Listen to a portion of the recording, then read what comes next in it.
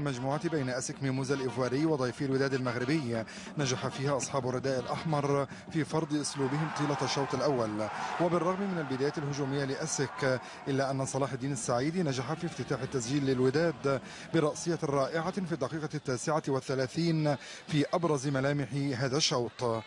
عاد الوداد في الشوط الثاني فارضا ايقاعه المتزن على الملعب، اما اصحاب الضيافه فحاولوا ادراك التعادل بتصويبه صاروخيه لداو يوسف، لكن زهير العروبي تعملق في التصدي لها. يانيك ذكري نجم اسك ظهر في الصوره بمهاراته الفرديه وتصويبه كادت تهز شباك العروبي. فرصه تعزيز التقدم للوداد اتيحت لفابريس اندامو في الدقيقه 80 عندما انفرد بحارس اسك، لكنه سدد بغرابه شديده خارج المرمى.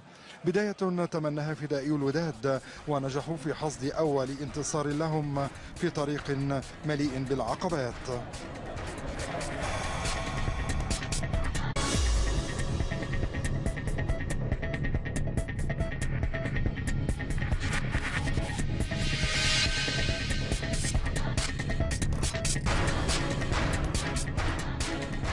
المجموعة بين أسك ميموزا الإيفواري وضيفي الوداد المغربي نجح فيها أصحاب الرداء الأحمر في فرض أسلوبهم طيلة الشوط الأول، وبالرغم من البداية الهجومية لأسك إلا أن صلاح الدين السعيدي نجح في افتتاح التسجيل للوداد برأسية رائعة في الدقيقة 39 في أبرز ملامح هذا الشوط.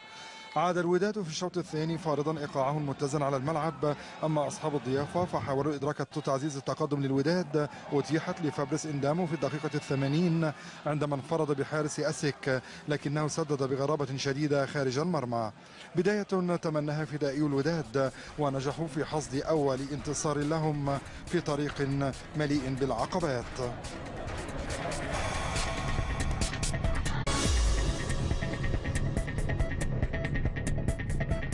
تعادل بتصويبة صاروخية لداو يوسف، لكن زهير العروبي تعملق في التصدي لها.